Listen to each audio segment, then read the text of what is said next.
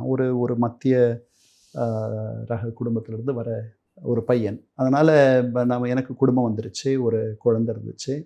பெரிய வருமானம் எதுவும் இல்லாத ஒரு சூழல். அதனால் திருப்பி அந்த வருமானம், இருக்கிற மானத்திலே பெரிய மானம் வந்து வருமானம் தான் இல்லையா? ஸோ அதனால் அதை நோக்கி நான் போக வேண்டிய அந்த வாழ்க்கை வந்து என்ன பாதையில் நம்மளை கொண்டு போய் சேர்க்குதுன்றது எனக்கு சரியாக தெரியல. அதை வந்து நான் இந்த பொது வாழ்க்கையில் உங்களுக்கு எந்த உறுதியையும் வந்து யாரும் தர முடியாது. ஸோ அதனால் நான் அந்த மாதிரி ஒரு தர்ம சங்கடத்தில் யாரையும் ஆழ்த்த விரும்பலை.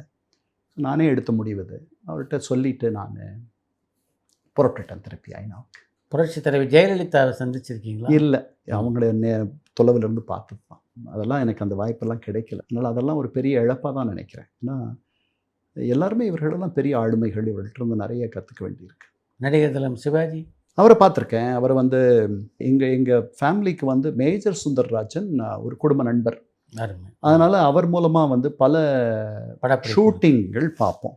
அதில் இளைய தலைமுறை, அப்புறம் அவருடைய கல்தூண், இந்த ஷூட்டிங்கெல்லாம் பார்த்த ஞாபகம் எனக்கு இருக்குது. அப்போ நான் ஒரு 7ஆவதோ 6ஆவதோ 8ஆவதோ படிக்கிற ஒரு பையன். அங்கே போய் அவர் எப்படி இருக்கார், எப்படி நடிக்கிறார் அப்படிலாம் பார்ப்பேன். ரொம்ப அவரை பார்த்துட்டே இருக்கலான்னு தோணும்.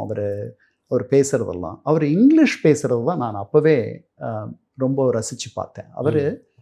அவர் வந்து பெருசாக படித்தவர் கிடையாது. ஏன்னா அவர் வந்து ரொம்ப அழகாக அந்த உச்சரிப்பெல்லாம் ஏதோ வெளிநாட்டில் போய் படிச்சுட்டு வந்த ஆள் மாதிரி அவர் உச்சரிக்கிறார். எனக்கு ஆச்சரியமாக இருந்துச்சு. இன்றைக்கி புரியுது அது எப்படின்ட்டு. அதாவது ஒரு பேரட் என்ன பண்ணுது, அல்லது ஒரு குழந்தை என்ன பண்ணுது, தாய்கிட்ட இருந்து எப்படி கற்றுக்குதோ அது மாதிரி அவர் பெருசாக படிக்கலைனாலும் நீங்கள் எப்படி பேசுகிறீங்கன்றதை பார்த்து அதை அப்படியே அவரால் மிமிக் பண்ண முடியும். Amazing actor. அதாவது